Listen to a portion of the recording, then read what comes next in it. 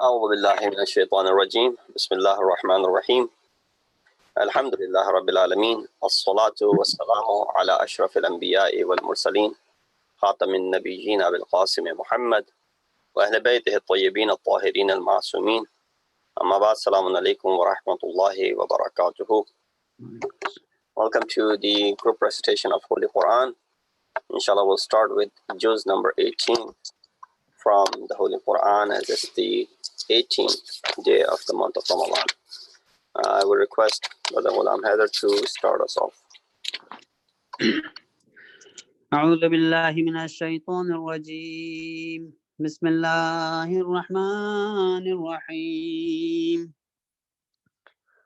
قد أفلح المؤمنون الذين هم في صلاتهم خاشعون والذين هم عن اللغو معرضون والذين هم للزكاة فاعلون والذين هم لفروجهم حافظون إلا على أزواجهم أو ما ملكت أيمانهم فإنهم غير ملومين فمن ابتغى وراء ذلك فأولئك هم العادون والذين هم لأماناتهم وعهدهم راعون والذين هم على صلاتهم يحافظون أولئك هم الوارثون الذين يرثون الفردوس هم فيها خالدون ولقد خلقنا الإنسان من سلالة من طين ثم جعلناه نطفة في قرار مكين ثم خلقنا النطفة علقة فخلقنا العلقة مضغة فخلقنا المضغة عظاما فكسونا العظام لحما ثم أنشأناه خلقا آخر فتبارك الله أحسن الخالقين ثم إنكم بعد ذلك لميتون ثم إنكم يوم القيامة تبعثون ولقد خلقنا فوقكم 7 طرائق وما كنا عن الخلق غافلين وأنزلنا من السماء ماء بقدر فأسكناه في الأرض وإنا على ذهاب به لقادرون فأنشأنا لكم به جنات من نخيل وأعناب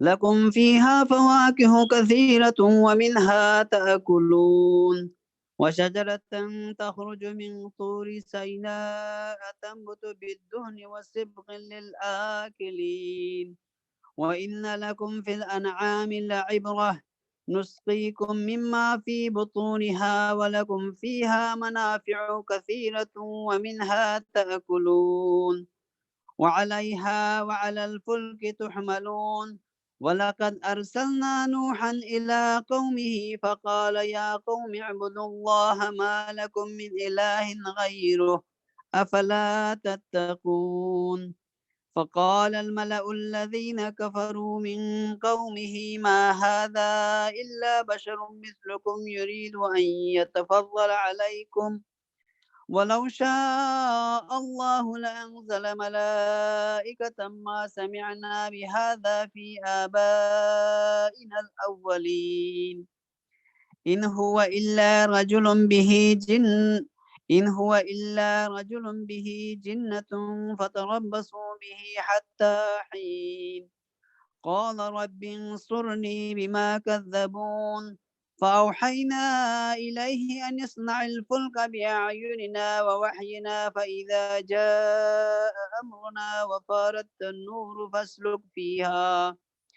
فاسلك فيها من كل زوجين 2 وأهلك إلا من سبق عليه القول منهم ولا تخاطبني في الذين ظلموا إنهم مغرقون فإذا استويت أنت ومن معك على الفلك فقل الحمد لله الذي نجانا من القوم الظالمين وقل رب أنزلني منزلا مباركا وأنت خير المنزلين إن في ذلك لآيات وإن كنا لمبتلين ثم أنشأنا من بعدهم قرنا آخرين فأرسلنا فيهم رسولا منهم أن اعبدوا الله ما لكم من إله غيره أفلا تتقون وقال الملأ من قومه الذين كفروا وكذبوا بلقاء الآخرة وأترفناهم في الحياة الدنيا ما هذا إلا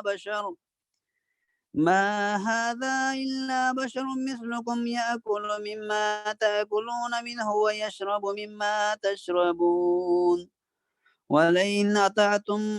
ولئن أطعتم بشرا مثلكم إنكم إذا لخاسرون أيعدكم أنكم إذا متم وكنتم ترابا وعزاما أنكم مخرجون هيهات هيهات لما توعدون إن هي إلا حياتنا الدنيا نموت ونحيا وما نحن بمبعوثين إن هو إلا رجل افترى على الله كذبا وما نحن له بمؤمنين قال رب انصرني بما كذبون قال عما قليل ليصبحن نادمين فأخذتهم الصيحة بالحق فجعلناهم غثاء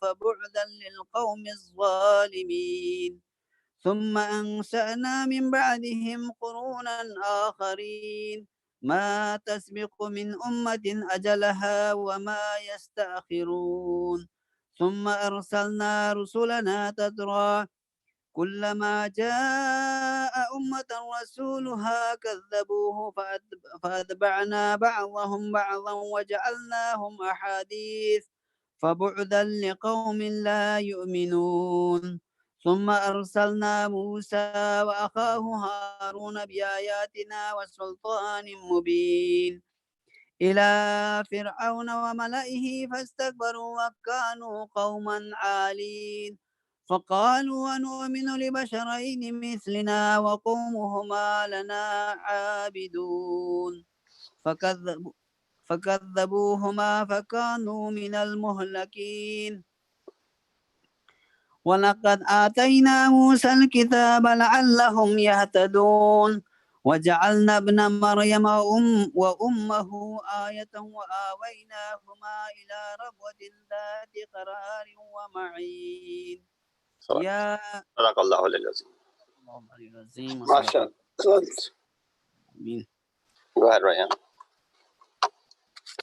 أعوذ بالله من الشيطان الرجيم بسم الله الرحمن الرحيم يا أيها الرسل كلوا من الطيبات واعملوا صالحا إني بما تعملون عليم وإن هذه أمتكم أمة واحدة وأنا ربكم فاتقون فتقطعوا أمرهم بينهم زبرا كل حزب بما لديهم فرحون فذرهم في غمرتهم حتى حين أيحسبون أن ما نمدهم به من مال وبنين نسارع لهم في الخيرات بل لا يشعرون إن الذين هم من خشية ربهم مشفقون والذين هم بآيات ربهم يؤمنون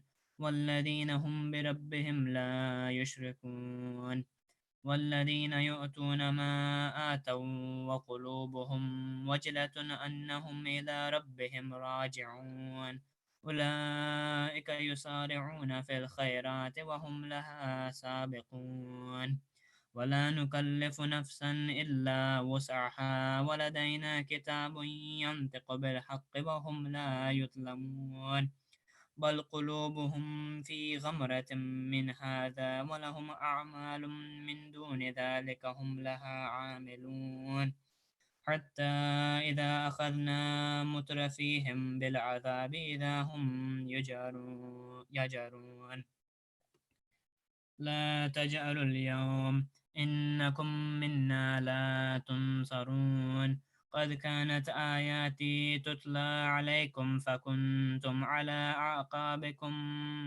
تنقصون مستكبرين به سامرا تحجرون أفلم يدبروا القول أم جاءهم ما لم يأت آباءهم الأولين أم لم يعرفوا رسولهم فهم له منكرون أم يقولون به جنة بل جاءهم بالحق وأكثرهم للحق كارهون ولو اتبع الحق أهواءهم لفسدت السماوات والأرض ومن فيهن بل أتيناهم بذكرهم فهم عن ذكرهم معرضون أم تسألهم خرجا فخراج ربك خير وهو خير الرازقين وإنك لتدعوهم إلى صراط مستقيم وإن الذين لا يؤمنون بالآخرة عن الصراط لناكبون ولو رحمنهم وكشفنا ما بهم من ضر للجوا في طغيانهم يعمهون ولقد أخذناهم بالعذاب فما استكانوا لربهم وما يتضرعون حتى إذا فتحنا عليهم بابا ذا عذاب شديد إذا هم فيه مبلسون وهو الذي أنشأ لكم السمع والأبصار والأفئدة قليلا ما تشكرون وهو الذي ذرأكم في الأرض وإليه تحشرون وهو الذي يحيي ويميت وله اختلاف الليل والنهار أفلا تعقلون بل قالوا مثل ما قال الأولون قالوا أئذا متنا وكنا ترابا وعظاما أئنا لمبعوثون لقد وعدنا نحن وآباؤنا هذا من قبل إن هذا إلا أساطير الأولين قل لمن الأرض ومن فيها إن كنتم تعلمون سيقولون لله قل أفلا تذكرون قل من رب السماوات السبع ورب العرش العظيم سيقولون لله قل أفلا تتقون قل من بيده ملكوت كل شيء وهو يجير ولا يجار عليه إن كنتم تعلمون سيقولون لله قل فأنا تسحرون بل أتيناهم بالحق وإنهم لكاذبون ما اتخذ الله من ولد وما كان معه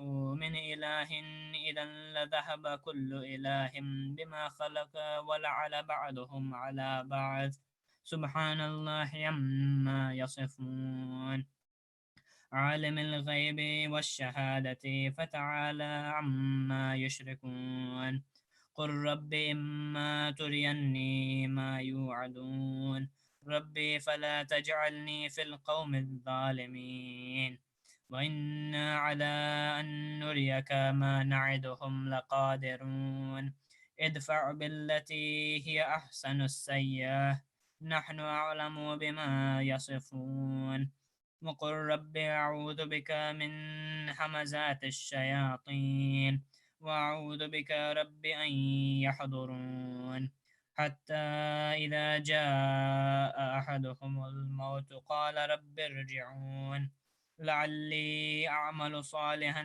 فيما تركت كلا إنها كلمة هو قائلها ومن ورائهم برزخ إلى يوم يبعثون فإذا نفخ في الصور فلا أنساب بينهم يومئذ ولا يتساءلون فمن ثقلت موازينه فأولئك هم المفلحون ومن خفت موازينه فأولئك الذين خسروا أنفسهم في جهنم خالدون أحسن صدق الله العظيم. صدق الله العظيم.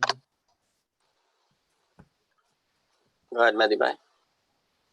أعوذ بالله من الشيطان الرجيم بسم الله الرحمن الرحيم تلفح وجوههم النار وهم فيها كالهون ألم يكن آياتي تتلى عليكم فكنتم بها علم تکن دوبارہ پڑھیں.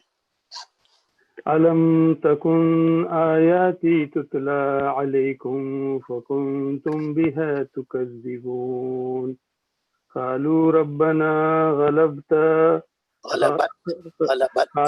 ربنا غلبت علينا شقوتنا وكنا قوما ضالين ربنا أخرجنا منها فإن عدنا فإنا ظالمون قال اخسئوا فيها ولا تكلمون إنه كان فريق من عبادي يقولون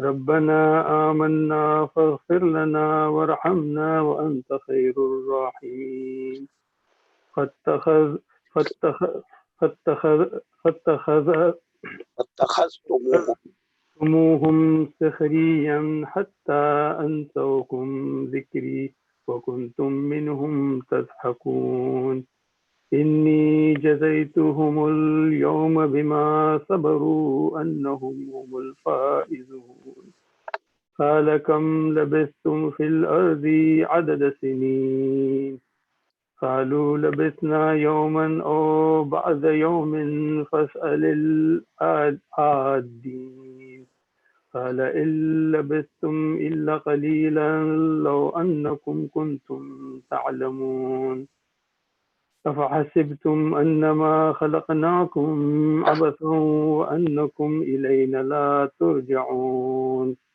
فتعالى الله الملك الحق لا إله إلا هو رب العرش الكريم ومن يدعو مع الله إلها آخر لا برهان له به فإنما حسابه عند ربه إنه لا يفلح الكافرون وقل رب اغفر وارحم وأنت خير الراحمين بسم الله الرحمن الرحيم سورة أنزلناها وفرضناها وأنزلنا فيها آيات بينات لعلكم تذكرون الزانية والزاني فاجلدوا كل واحد منهما 100 جلدة ولا تأخذكم بهما رأفة في دين الله إن كنتم تؤمنون بالله واليوم الآخر وليشهد عذابهما طائفة من المؤمنين الزاني لا ينكح إلا زانية أو مشركة والزانية لا ينكحها إلا زان أو مشرك وحرم ذلك على المؤمنين والذين يرمون المحصنات ثم لم يأتوا بأربعة شهداء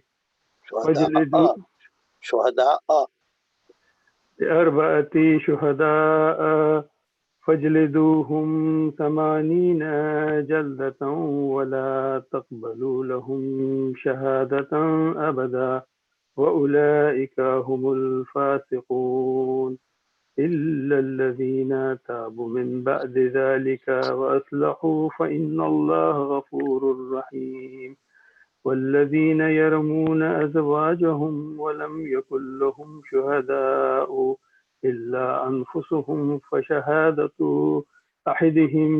أحدهم 4 شهادات بالله إنه لمن الصادقين والخامسة أن لعنة الله عليه إن كان من الكاذبين ويدرأ عنها العذاب أن تشهد 4 شهادات بالله إنه لمن الكاذبين والخامسة أن غضب الله عليها إن كان من الصادقين ولولا فضل الله عليكم ورحمته وأن الله تواب حكيم إن الذين جاءوا بالإفك عصبة منكم لا تحسبوه شرا لكم بل هو خير لكم لكل امرئ منهم ما اكتسب من الإثم والذي تولى كبره منهم له عذاب عظيم لولا إذ سمعتموه ظن المؤمنون والمؤمنات بأنفسهم خيرا وقالوا هذا إفك مبين لولا جاءوا عليه بأربعة شهداء وإذ لم يأتوا بالشهداء فأولئك عند الله هم الكاذبون ولولا فضل الله عليكم ورحمته في الدنيا والآخرة لمسكم فيما أفضتم فيه عذاب عظيم إذ تلقونه بألسنتكم فتقولون بأفواههم ما ليس لكم به علم وتحسبونه هينا وهو عند الله عظيم ولولا إذ سمعتموه قلتم ما يكون لنا أن نتكلم بهذا سبحانك هذا بهتان عظيم يعظكم الله أن تعودوا لمثله أبدا إن كنتم مؤمنين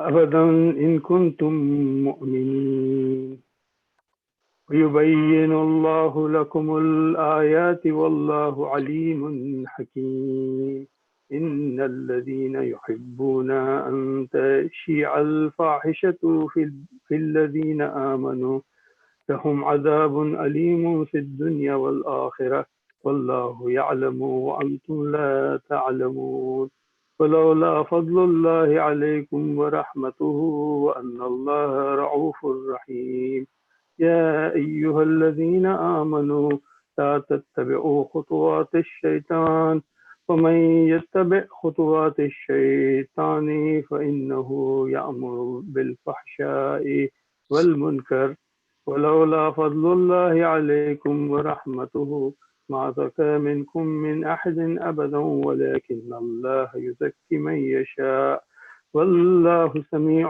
عليم ولا يأتل أولو الفضل منكم والسعة أن يؤتوا أولي القربى والمساكين والمهاجرين في سبيل الله وليعفوا وليصفحوا ألا تحبون أن يغفر الله لكم والله غفور رحيم إن الذين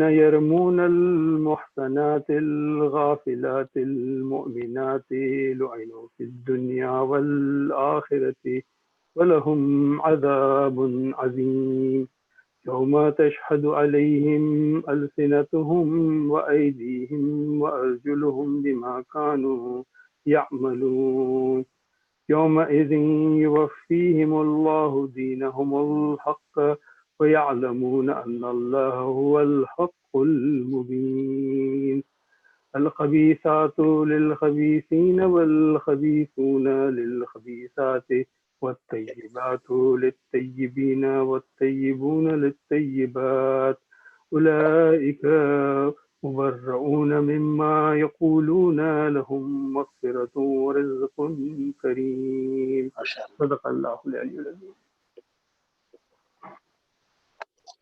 شہباز بھائی اعوذ باللہ من الشیطان الرجیم بسم اللہ الرحمن الرحیم یا ایہا الذین آمنوا لا تدخلوا بیوتا غیر بیوتکم حتی تستانسوا وتسلموا علی اہلها ذلكم خير لكم لعلكم تذكرون وإن لم تجدوا فيها أحدا فلا تدخلوها حتى يؤذن لكم وإن قيل لكم ارجعوا فارجعوا هو أزكى لكم والله بما تعملون عليم ليس عليكم جناح أن تدخلوا بيوتا غير مسكونات فيها متاع لكم والله يعلم ما تبدون وما تكتمون قل للمؤمنين يغضوا من أبصارهم ويحفظوا فروجهم ذلك أزكى لهم إن الله خبير بما يصنعون وقل للمؤمنات يغضضن من أبصارهن ويحفظن فروجهن ولا يبدين زينتهن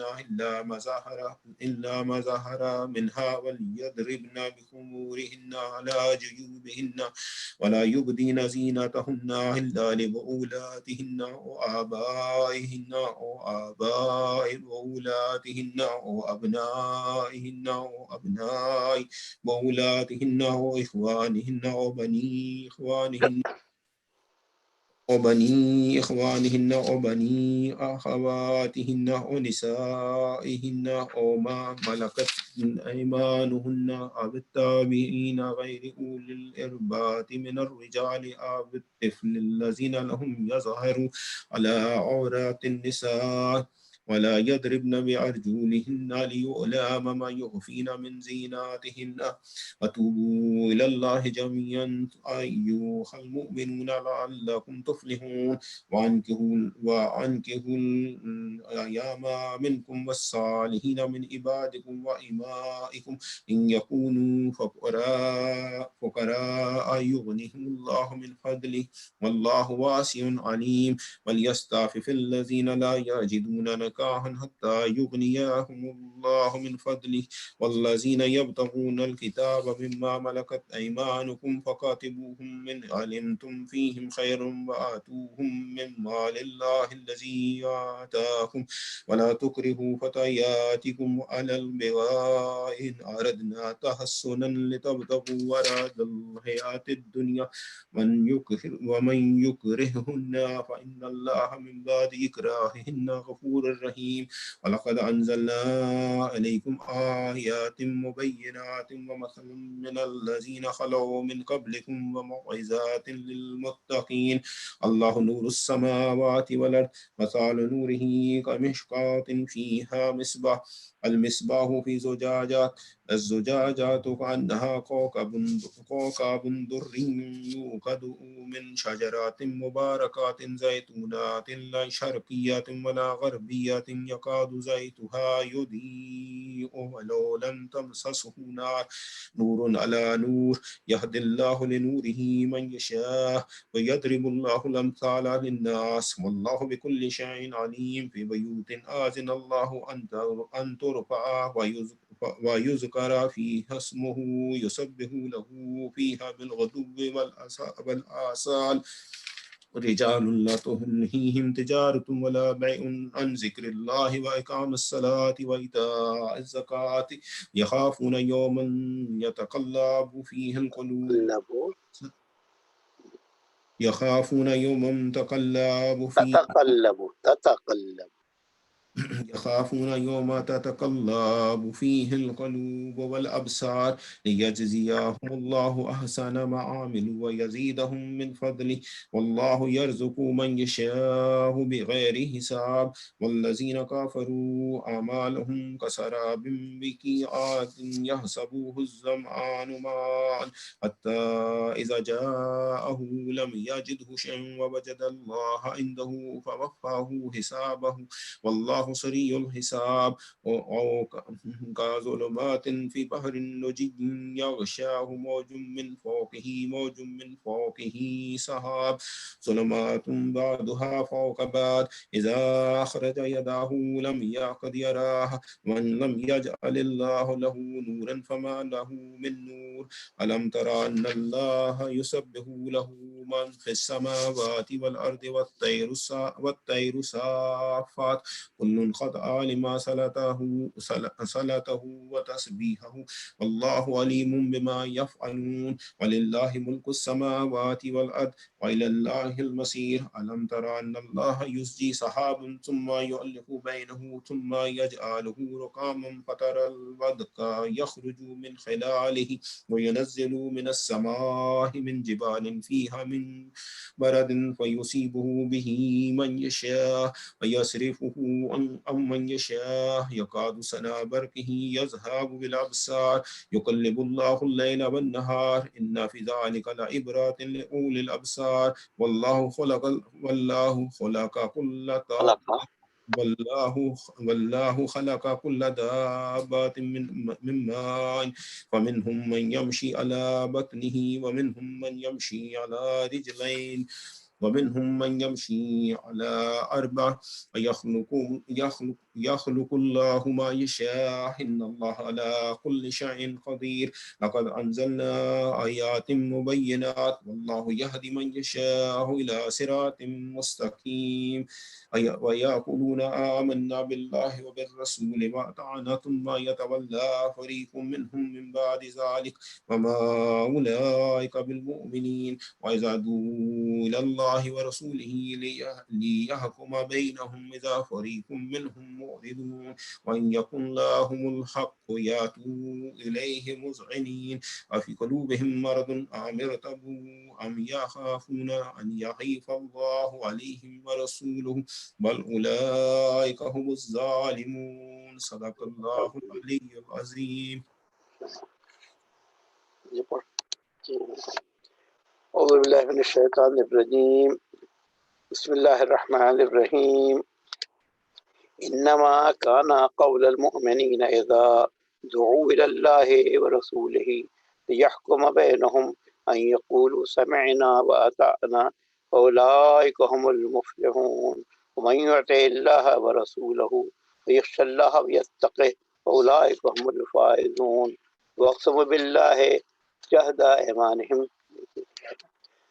أيمانهم لئن أمرتهم ليخرجن قل لا تقسموا طاعة معروفة إن الله خبير بما تعملون قل أطيعوا الله وأطيعوا الرسول فإن تولوا فإنما عليه ما حمل وعليكم ما حملتم فإن تطيعوه تهتدوا وما على الرسول إلا البلاغ المبين وعد الله الذين آمنوا منكم وعملوا الصالحات ليستخلفنهم في الأرض كما استخلف الذين من قبلهم وليمكنن لهم دينهم الذي ارتضى لهم وليبدلنهم من بعد خوفهم أمنا يعبدونني لا يشركون بي شيئا ومن كفر بعد ذلك فأولئك هم الفاسقون فأقيموا الصلاة وآتوا الزكاة وأطيعوا الرسول لعلكم ترحمون لا تحسبن الذين كفروا معجزين في الأرض ومأواهم النار لبئس المصير يا الذين آمنوا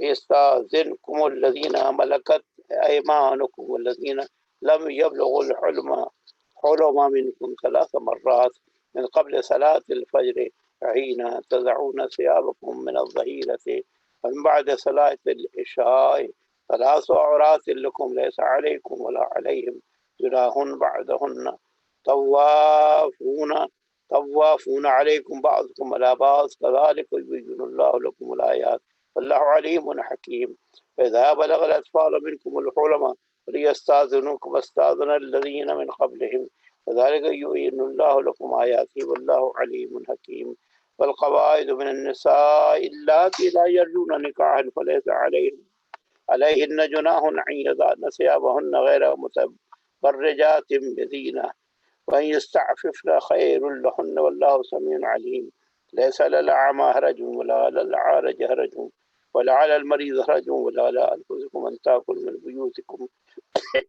وبيوت آبائكم وبيوت أمهاتكم وبيوت إخوانكم وبيوت أخواتكم وبيوت أعمامكم وبيوت أماتكم وبيوت أخوالكم وبيوت خالاتكم وما ملكتم مفاتحه أو صديقكم ليس عليكم جناح أن تأكلوا جميعا أو أشتاتا فإذا دخلتم بيوتا فسلموا على أنفسكم تحية من عند الله مباركة طيبة كذلك يبين الله لكم الآيات لعلكم تعقلون. کیا ایسا ہے کی توضیح دیتے ہیں؟ توضیح دیتے ہیں لوگوں کو بتا دیں کن کے گھروں میں رہ سکتے ہیں. کہتے ہیں کہ اس میں لکھا ہے کہ تمہارے اوپر یعنی کسی کے گھر کھانے میں کوئی حرج نہیں. کوئی حرج نہیں اگر کوئی اندھا ہو یا لنگڑا ہو یا مریض ہو اور کسی گھر کھا لے. اور تمہارے اوپر اس میں کوئی مذائقہ ہے کہ اپنے گھروں سے کھاؤ یا اپنے باپ دادا کے گھروں سے یا اپنے ماں نانی کے گھروں سے یا اپنے بھائیوں کے گھروں سے یا اپنی بہنوں کے گھروں سے یا اپنے چچاؤں کے گھروں سے یا اپنی پھوپھیوں کے گھروں سے یا اپنے ماموں کے گھروں سے یا اپنی خالاؤں کے گھروں سے یا ان گھروں سے جن کی کنجیاں تمہاری سپردگی میں ہوں یا اپنے دوستوں کے گھروں سے. یا آخری بات بڑی اہم ہے کہ دوستوں کے گھر سے بھی آپ کھا سکتے ہیں اور اگر چلے جائیں تو کوئی ظاہر ان کو کھلانے میں عذر نہیں ہونا چاہیے. یہ رشتے بیان کیے گئے ہیں کہ کن کی کے گھر جا کر انسان کھانا کھا سکتا ہے اور کھانے میں کوئی پابندی نہیں ہے. یہ نہیں کہ صاحب اجازت لیں اور پہلے سے وہ کریں کہ وہ پروگرام بنائیں، بلکہ اللہ تعالیٰ نے ان پر ہمارا حق رکھا ہے، اس میں دوست بھی شامل ہے.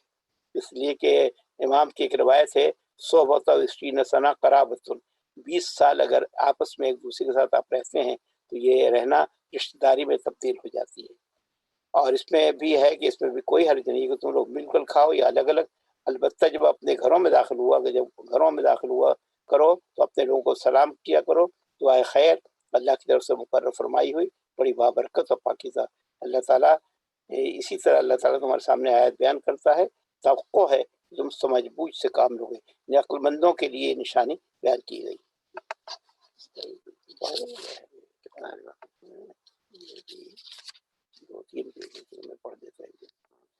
اعوذ باللہ من الشیطان الرجیم بسم اللہ الرحمن الرحیم انما المؤمنون الذین آمنوا باللہ ورسولہ اذا كانوا معه على امر جامع لم يذهبوا حتى يستأذنوه الذين يستأذنونك اولئك الذين يؤمنون بالله ورسوله فاذا استأذنوك لبعض شانهم فأذن لمن شئت منهم واستغفر لهم الله ان الله غفور رحيم. لا تجعلوا دعاء الرسول بينكم كدعاء بعضكم بعضا قد يعلم الله الذين يتسللون منكم لواذا ليحذر الذين يخالفون عن امره ان تصيبهم فتنة ويصيبهم عذاب أليم. ألا إن لله ما في السماوات والأرض قد يعلم ما أنتم عليه ويوم يرجعون إليه في ربهم بما عملوا والله بكل شيء عليم. صدق الله العظيم. أعوذ بالله من الشيطان الرجيم بسم الله الرحمن الرحيم. تبارك الذي نزل الفرقان على عبده ليكون للعالمين نظيرا الذي له ملك السماوات والأرض ولم يتخذ ولدا ولم يكن له شريك في الملك وخلق كل شيء فقدره تقديرا واتخذوا من دونه آلهة لا يخلقون شيئا وهم يخلقون ولا يملكون لأنفسهم ضرا ولا نفعا ولا يملكون موتا ولا حياة ولا نشورا.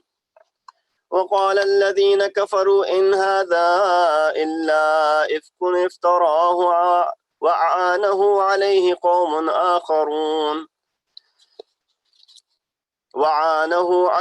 قوم آخرون فقد جاءوا ظلما وزورا. وقالوا أساطير الأولين اكتتبها فهي تملى عليه بكرة وأصيلا.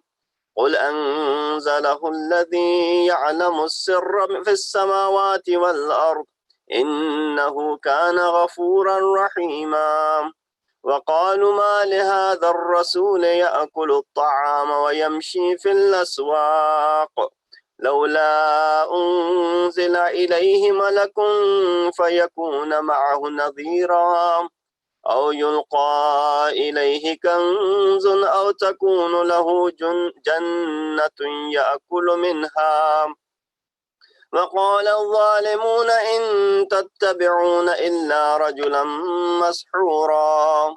انظر كيف ضربوا لك الأمثال فضلوا فلا يستطيعون سبيلا.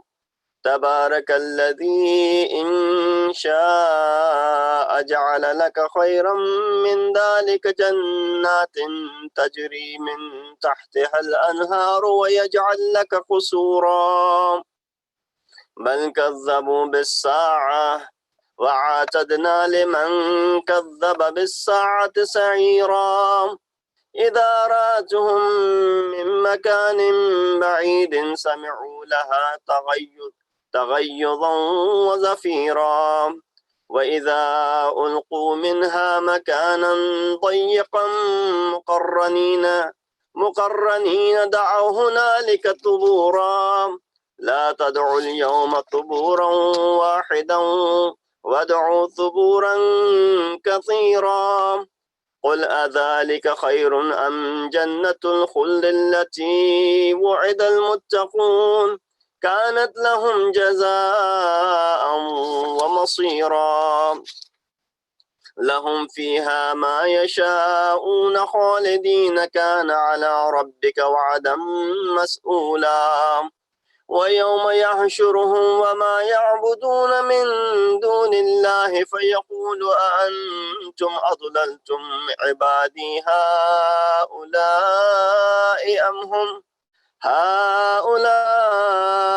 أم هم ضلوا السبيل قالوا سبحانك ما كان ينبغي لنا أن نتخذ من دونك من أولياء ولكن متعتهم وآباءهم حتى نسوا الذكر وكانوا قوما بورا فقد كذبوكم بما تقولون فما تستطيعون صرفا ولا نصرا ومن يظلم منكم نذقه عذابا كبيرا وما أرسلنا قبلك من المرسلين إلا إنهم ليأكلون الطعام ويمشون في الأسواق وجعلنا بعضكم لبعض فتنة تصبرون وكان ربك بصيرا صدق الله العلي العظيم.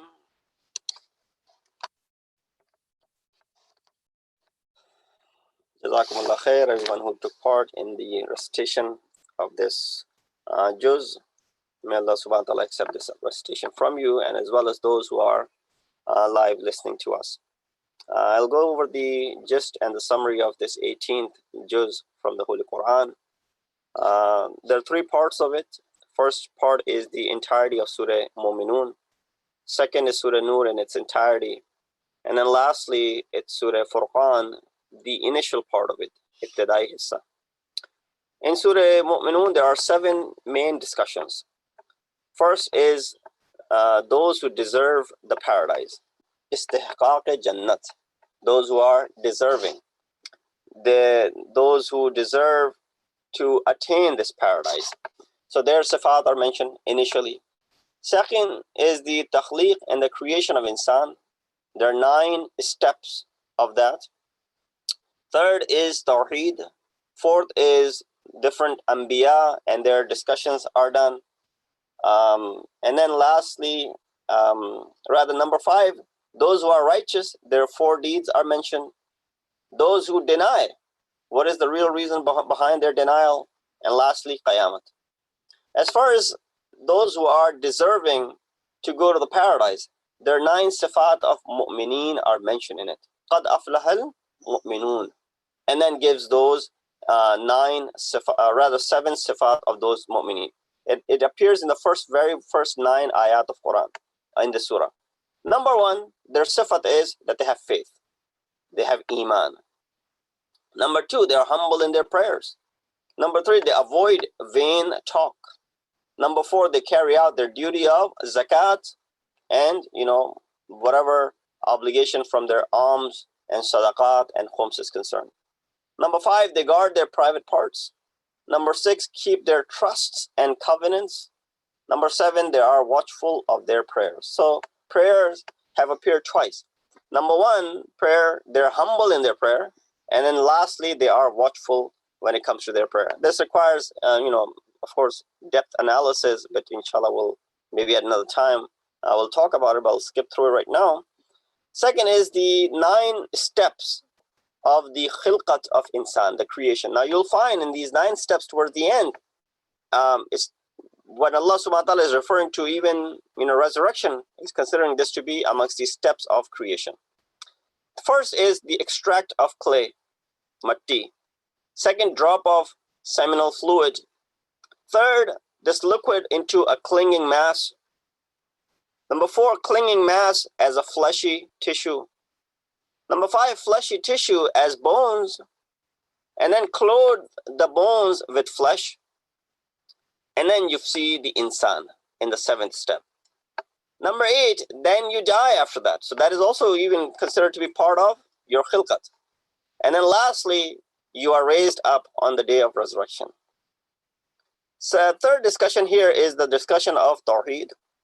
That in the beginning of the surah, there are 3 main proofs of Tawheed are mentioned. First proof is the khilqat of the heavens, that you see above you, how Allah subhanahu wa ta'ala created them. Is there anyone possible other than Allah subhanahu wa ta'ala who's capable of creating this roof for you? Second, how it rains and what it produces. That again is a that again leads you to remember towards the tawheed of Allah subhanahu wa ta'ala. Third, the animals that Allah has created for you, who produce, and there's so many benefits that are associated with these animals, so how they are serving mankind. So these are 3 discussions in reference to the tawheed of Allah subhanahu wa ta'ala. Fourth is about the anbiya that are mentioned in this surah. There are a few anbiya that are mentioned. Number 1, Hazrat Noha and the Ark of Noah. Second, Hazrat Musa and Hazrat Harun are briefly mentioned. Third, Hazrat Isa along with his mother, Hazrat Maryam salamullah alayha. Fifth discussion is in reference to those who are righteous, nekukar. There are 4 attributes that are associated with those who are righteous. Number 1, they are fearful of Allah. They have khashiyatullah. They have the fear of Allah. They're humble in front of Allah subhanahu wa ta'ala. Humbleness is better translation than being fearful. Number 2, they have iman in Allah subhanahu wa ta'ala. Number 3, they do not do shirk, or in other words, show off. So when you show off in your ibadat or in any act, that means you are doing shirk. Why? Because you did not do it for the sake of Allah. You're showing off to the people, and therefore this is also part of shirk and polytheism. And lastly, while they are good doers, righteous people, still they fear Allah subhanahu wa ta'ala from within. That humbleness never lets go. 6th discussion is in reference to those who denied the Holy Prophet. What was the purpose? What was the reason behind their denials? They were not denying you, O Prophet, and Allah mentions it. They were not denying you because you were bringing something new to them. No, they've heard these things before. Previous Anbiya had already brought similar stuff. They were not denying because your high morals were hidden from them. No, they all knew about your morality. They believed you were as Sadiq and Amin. So that were not hidden from them. They didn't really consider you Sahir and Majnoon, insane. They were just saying it, but they did not really believe in that. Nor was the reason for their denial is that you were, asking for some sort of compensation. You were asking them to pay. The moment you ask someone to pay, they'll run away. So you weren't asking them to pay. You were providing this free of charge. So it wasn't because you were bringing something new. It wasn't because your good morals were unknown to them. It wasn't because they really considered you to be insane. It wasn't because you were asking them for money in return for what you were giving them. You were not selling it to them. The real reason was opposite of that. Because what you were telling them, it went against their desires. And the moment it went against their desires, they were not going to put any ears to what you were saying. So that's the real reason, not those things that these people are associating. And the last discussion is in reference to Qayamat, and then that on the day of judgment, on Qayamat, whoever's actions and the Amal is more and there's more wazn and there's weight, and they've put on the scale of balance, and if their weight is heavy, then of course they're successful, and if your weight is not as heavy, then of course you are unsuccessful. Second is Surah Nur. This is a very beautiful surah altogether. We actually talked about this in our lectures as well, that ayat for which it is called Surah Nur. In the middle there's an ayat, Allahu nuru samawati wal ard, mathalu nurihi kamishkat, and then we did the tashri of that ayat a couple of nights ago. So in this Surah Nur, there are two main discussions, although there are a lot of discussions, but two primary discussions that you find, and under these two, there are other discussions that could be highlighted under these two categories. Number one is 16 ahkam and adab are mentioned. 16 ahkam and the etiquettes are mentioned in reference to the punishment of the adulterer and the adulteress, those who are married and those who are unmarried, and their difference as far as their ahkam is concerned, how one should be dealt with if they're muhsana and if not muhsana. Muhsana literally comes from the one who's in Hasan, right? The one who's protected in a fort. So if someone is married, that means they're called, wuzana muhsana. That means they are protected. They're in this fort. And if they go out and do and commit an indecent act like this, then there's a severe punishment for both men and women. The discussion about aql, discussion about their maturity, discussion of their chastity and their modesty, that those who slander women without any proof, then they are supposed to be punished. So if someone goes out and slanders and says, so and so has committed a zina and adultery, then that person who's saying it without any proof is the one who should be lashed and should be punished. Next is don't enter anyone's house without the permission. Before you enter, get permission and then say salam to them. Protect your eyes and protect your private parts from the eyes of others. There's actually targheeb and encouragement for those who are single to go ahead and get married. There are a lot of encouragement here. And then there's some masail which are related to the kanis and the ghulam, which are not too applicable. That if they enter your room and whatnot, those ahkam are there. Then the discussion about those kids who become baligh, and therefore you should protect yourself and obviously cover yourself from them. And even in the fiqh it is mentioned those who are mumayyiz. That means what? They're able to discern between right and wrong. They may not be baligh yet, they may not have aged to the age of maturity yet, but they're able to differentiate between right and wrong. Therefore, you should also protect yourself and cover yourself from them. Those who become old in age, those women who become old in age, there's some leniency. And they have gone past the age of nikah. There's no hope for getting married now. They're, let's say, I don't want to give an age, someone feels offended. They're on the other side of 70, mid 70, late 70, 80, and so on and so forth. These women, when they get to that age and there's no hope for, of course, getting married on nikah, then as far as their hijab is concerned, there's leniency. They don't really need to, cover themselves as opposed to someone who's younger, that how they should cover everything that has to be covered as far as their hair and everything is concerned. Then the discussion is don't call the Prophet the way you call other people. You call other people, hey, what's up? What's going on? People used to call the Prophet in the same way. No, there's respect. Similar respect we see when it comes to, scholars. That when a scholar, regardless of what age, they might be in, people respect them. And when they call upon them, they don't call them with their names. They call them with respect, with their, proper titles. So that's the ahkam, hukum that is being given over here.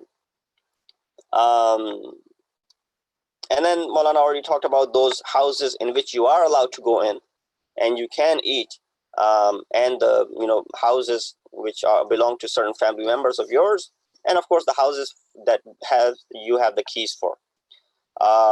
There's a mention of Ahl Haqq and Ahl Batil, those who are the on the path of haqq, truth, and on the path of falsehood.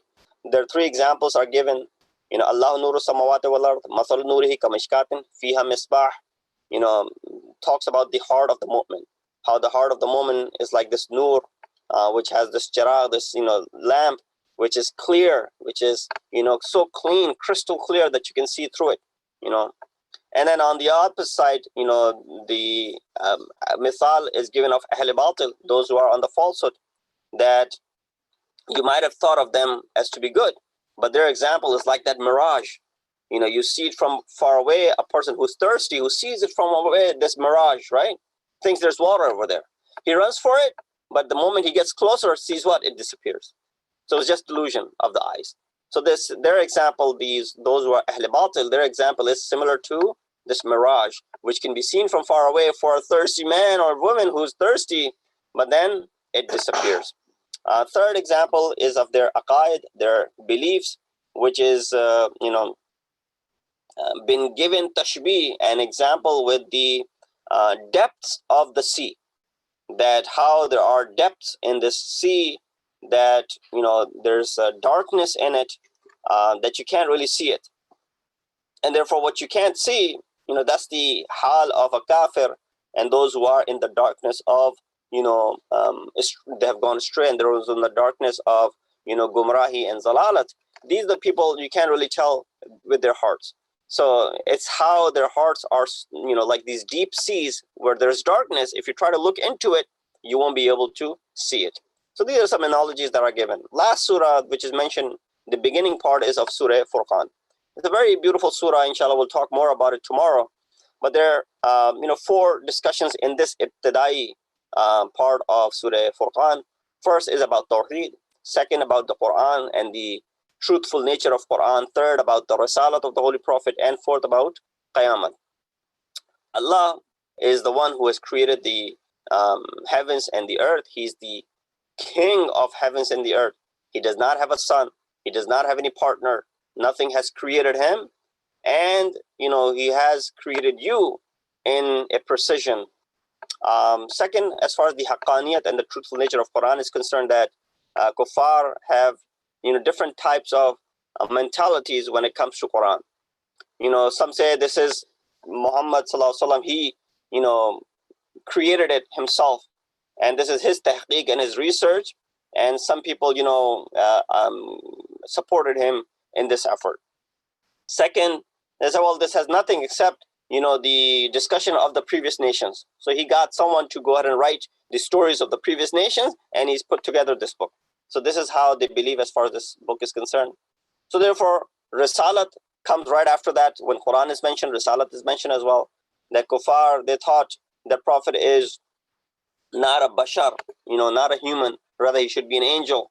For example, nubuwwat and risalat, those who have nubuwwat and risalat, from the worldly aspect, this person should not be gharib, should not be poor, should not be an orphan.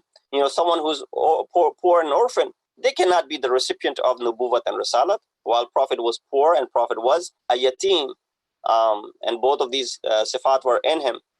So this is, basically this was just made up in their minds and had really no basis for it. And the last discussion, which we'll conclude with, is Qiyamah. That on the day of Qiyamah, those who are the kuffar, they will be presented with their, false gods in front of Allah subhanahu wa ta'ala. And Allah will ask them, ask these false gods, that did you mislead, these people? And or did they mislead themselves, or they would be denying those who they used to follow, and these kuffar, of course, will be engulfed into azab and severe punishment on that day of judgment. This was just a brief, of course, highlights of the surah. Again, it requires explanation and elaboration, so it should not be taken in the sense that this is what it is, but they should be elaborated. Inshallah, join us at 9:15 with the recitation of Dua Iftitah, followed by the Amaal for the first night of Laylatul Qadr.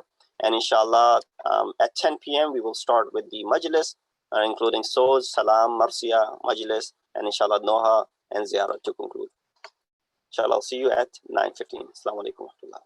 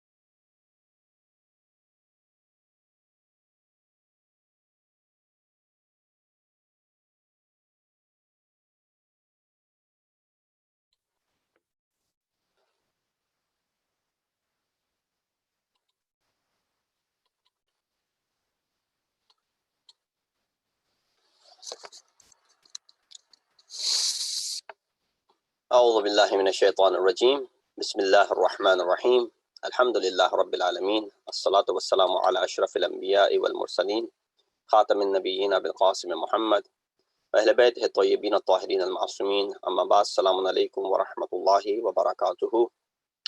Inshallah, we'll start our program. Before I start, I would like to recognize the sponsors for tonight's virtual program. They are Dr. Aftab and Mrs. Najmi Hussain, Mr. Faif and Mrs. Rifat Fazal, Mr. Abbas and Mrs. Samra Hassan, Mr. Salman and Mrs. Saman Raza, Mr. Mehdi Abbas and family, Mr. Abbas and Mrs. Maryam Hussain. Please recite a Surah Fatiha for their marhumin as well as your marhumin. Surah Fatiha. Bismillah ar-Rahman ar-Rahim.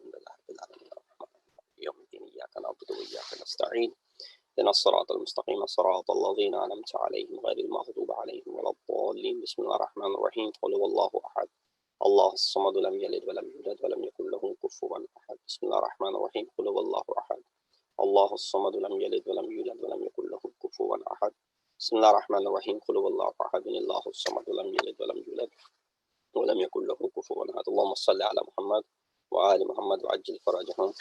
There's also a request for Dua Sehat for Farida Sayyed, mother of Dr. Amir Rizvi, as well as a request to remember all the patients in the hospital fighting with COVID-19, as well as other illnesses, and also the healthcare workers who are the front lines in this battle. May Allah subhanahu wa ta'ala give them success, inshallah. Let's recite 5 times this dua from Surah Amaal together.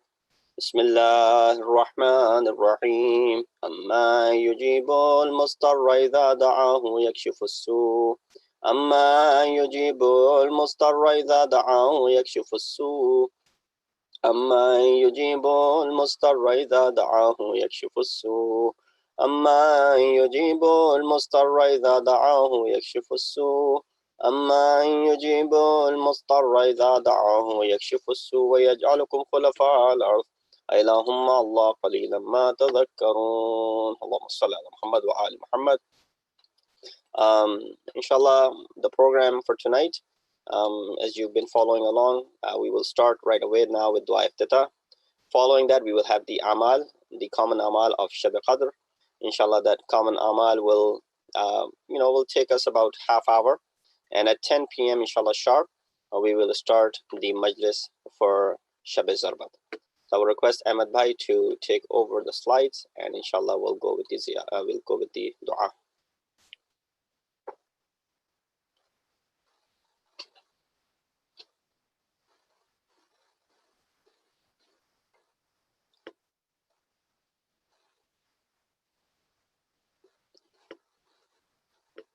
Zain, are you doing the dua? No, I'm doing the tasbih. Okay. So I need Ahmad to speak up.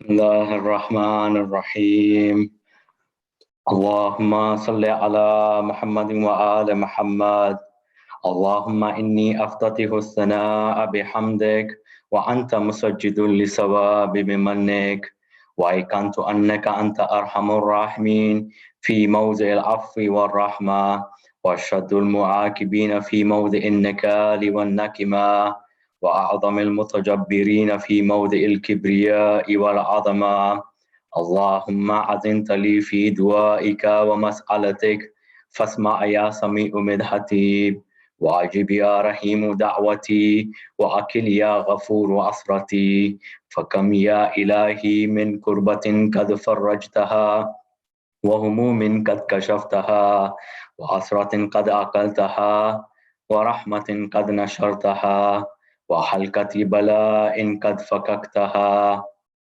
الحمد لله الذي لم يتخذ صاحبة ولا ولدا ولم يكن له شريك في الملك ولم يكن له ولي من الذل وكبره تكبيرا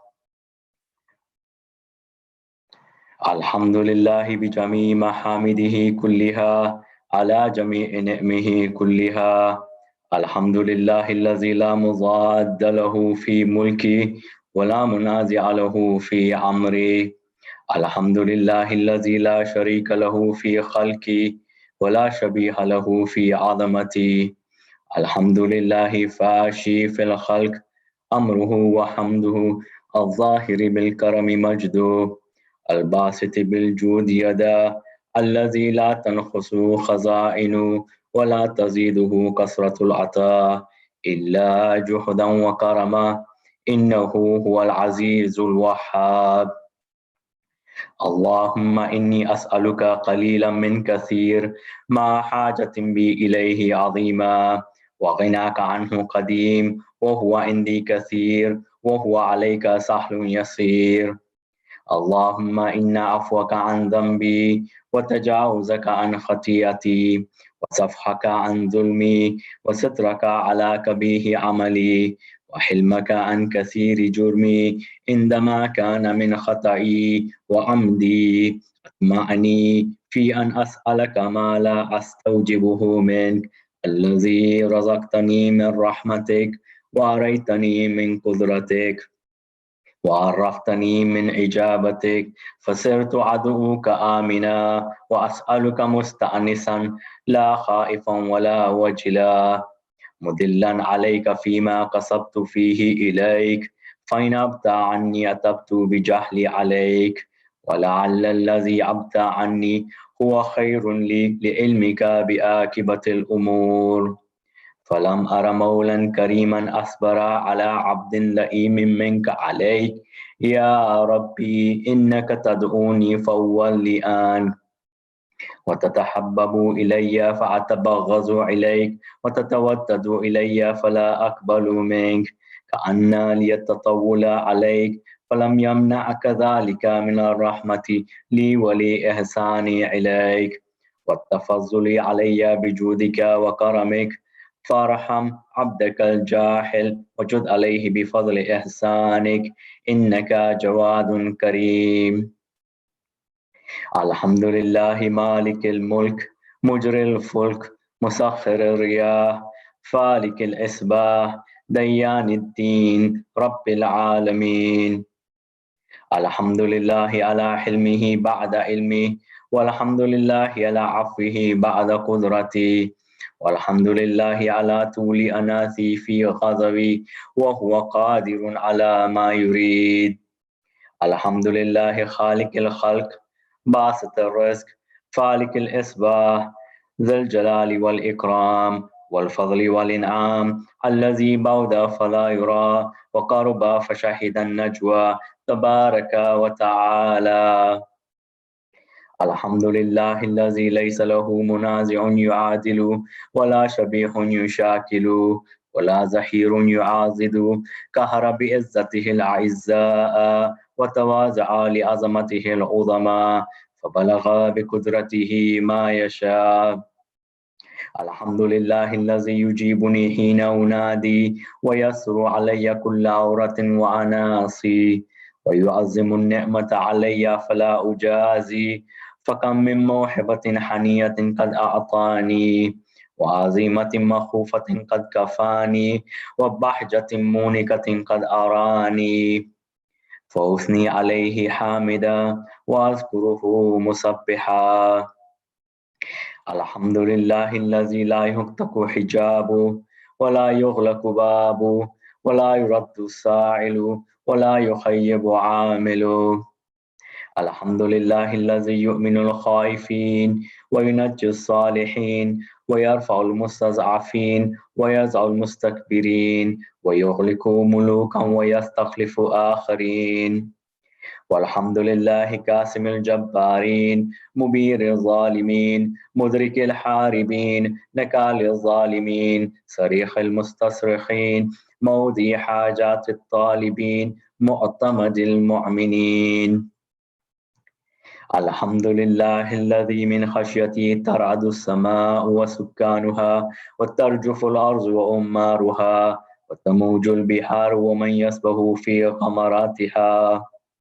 الحمد لله الذي هدانا لهذا وما كنا لنهتدي لولا أن هدانا الله. الحمد لله الذي يخلق ولم يخلق ويرزق ولا يرزق ويطعم ولا يطعم ويميت الأحياء ويحيي الموتى وهو حي لا يموت بيده الخير وهو على كل شيء قدير. اللهم صل على محمد عبدك ورسولك وأمينك وصفيك وحبيبك وخيرتك من خلقك وحافظ سرك ومبلغ رسالاتك أفضل وأحسن وأجمل وأكمل وأزكى وأنمى وأطيب وأطهر وأسنى وأكثر ما صليت وباركت وترحمت وتحننت وسلمت على أحد من عبادك وأنبيائك ورسلك وصفوتك وأهل الكرامة عليك من خلقك. اللهم وصل على علي أمير المؤمنين ووصي رسول رب العالمين عبدك ووليك وأخي رسولك وحجتك على خلقك وآيتك الكبرى والنبأ العظيم. وصل على صديقة الطاهرة فاطمة السيدة النساء العالمين. وصل على سبطي الرحمة وإمام الهدى الحسن والحسين سيدي شباب أهل الجنة. وصل على أئمة المسلمين علي بن الحسين ومحمد بن علي وجعفر بن محمد وموسى بن جعفر وعلي بن موسى ومحمد بن علي وعلي بن محمد والحسن بن علي والخلف الحادي المهدي. حججك على عبادك وأمنائك في بلادك صلاة كثيرة دائمة. اللهم وصل على ولي أمرك القائم المعمل والعدل المنتظر وخفه بملائكتك المقربين وأيده بروح القدس يا رب العالمين. اللهم اجعله الداعي إلى كتابك والقائم بدينك استخلفوا في الأرض كما استخلفت الذين من قبله مكن له دينه الذي ارتضيته له أبدله من بعد خوفه أمنا يعبدك لا يشرك بك شيئا. اللهم أعزه وعزز به وانصره وانتصر به وانصره نصرا عزيزا وافتح له فتحا يسيرا واجعل له من لدنك سلطانا نصيرا. اللهم أظهر به دينك وسنة نبيك حتى لا يستخفي بشيء من الحق مخافة أحد من الخلق. اللهم إنا نرغب إليك في دولة كريمة تعز بها الإسلام وأحلاه وتذل بها النفاق وأحلاه وتجعلنا فيها من الدعاة إلى طاعتك والقادة إلى سبيلك وترزقنا بها كرامة الدنيا والآخرة. اللهم ما عرفتنا من الحق فحملنا وما كسرنا عنه فبلغنا. اللهم المن به شأسنا واشعب به صدعنا وارتق به فتقنا وكثر به قلتنا وعزز به ذلتنا واغن به عائلنا واغض به عن مغرمنا واجبر به فقرنا وسد به خلتنا ويسر به عسرنا وبيز به وجوهنا وفك به عصرنا وأنجح به طالبتنا وأنجز به مواعيدنا واستجب به دعوتنا وأعطنا به سؤلنا وبلغنا به من الدنيا والآخرة آمالنا وآتنا به فوق رغبتنا يا خير المسؤولين وأوسع المؤتين. اشف به صدورنا وأذهب به غيظ قلوبنا واهدنا به لما اختلف فيه من الحق بإذنك إنك تهدي من تشاء إلى صراط مستقيم. وانصرنا به على عدوك وعدونا إله الحق آمين. اللهم إنا نشكو إليك فقد نبينا صلواتك عليه وآله وغيبة ولينا وكثرة عدونا وقلة عددنا وشدة الفتن بنا وتظاهر الزمان علينا فصل على محمد وآله وإنا على ذلك بفتح منك تعجل وبضر تكشف ونصر تعز وسلطان حق تظهر ورحمة منك تجللناها وعافية منك تلبسناها برحمتك يا أرحم الراحمين. اللهم صل على محمد وآل محمد. الفاتحة.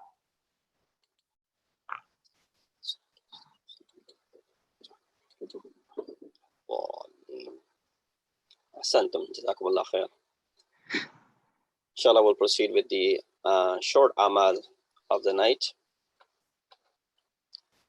There are a few things in this Amaal or this Amal for this night. Again, I will go into the details in my speech about the merits of Laylatul Qadr. That Laylatul Qadr khayrun min alfi shahr.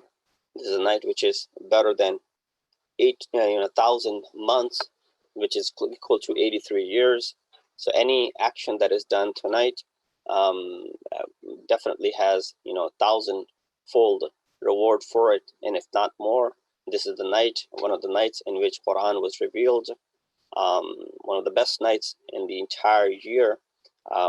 These nights have been kept secret from us, that whether it's the 19th or the 21st or the 23rd, more emphasis is laid on the 23rd, but nonetheless, any of these nights could be the nights of Qadr in which Quran was revealed. So with that said, inshallah, we'll perform the short Amal for the first night, which is the night of 19th.